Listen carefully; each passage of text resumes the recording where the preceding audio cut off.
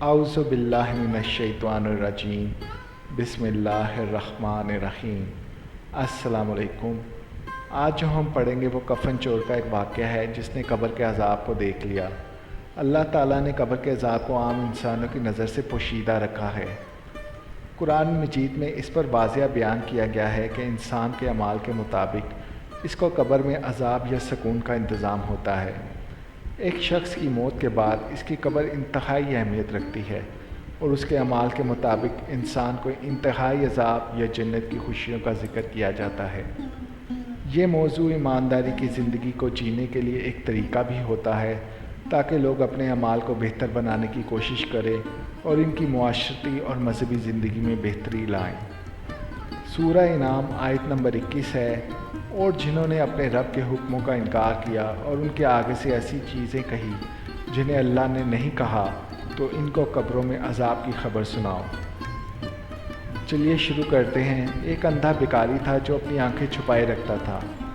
اس کا سوال کرنے کا انداز بڑا عجیب تھا۔ وہ لوگوں سے کہتا تھا، جو مجھے کچھ دے گا اس کو ایک عجیب بات سناؤں گا، اور جو زائد دے گا اس کو ایک عجیب چیز بھی دکھاؤں گا۔ ابو اسحاق ابراہیم رحمۃ اللہ علیہ نے فرماتے ہیں، کسی نے اس کو کچھ دیا تو میں اس کے پاس کھڑا ہو گیا۔ اس نے اپنی آنکھیں دکھائیں۔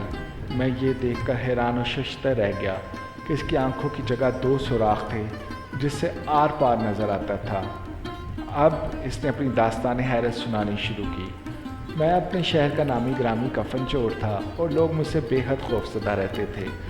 اتفاق سے شہر کا قاضی بیمار پڑ گیا۔ اس کو جب اپنے بچنے کی امید نہ رہی تو اس نے مجھے 100 دینار بھجوا کر کہلا بھیجا کہ میں 100 دینار کے ذریعے اپنا کفن تو اس سے محفوظ کرانا چاہتا ہوں۔ میں نے حامی بھر لی۔ اتفاقاً وہ تندرست ہو گیا۔ میں نے سوچا کہ وہ عطیہ تو پہلے مرض کا تھا۔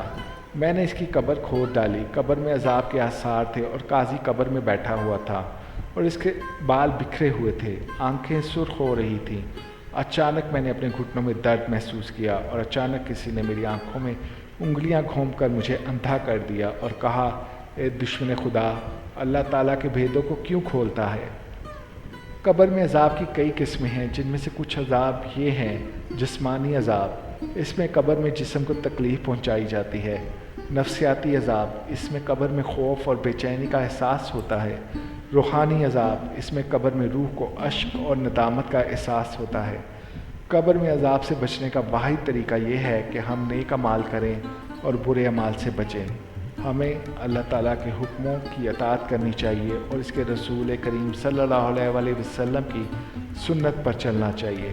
اللہ تعالیٰ ہمیں نیک عمل کرنے کی توفیق عطا فرمائیں اور قبر کے عذاب سے بچائیں۔ آمین یا رب العالمین۔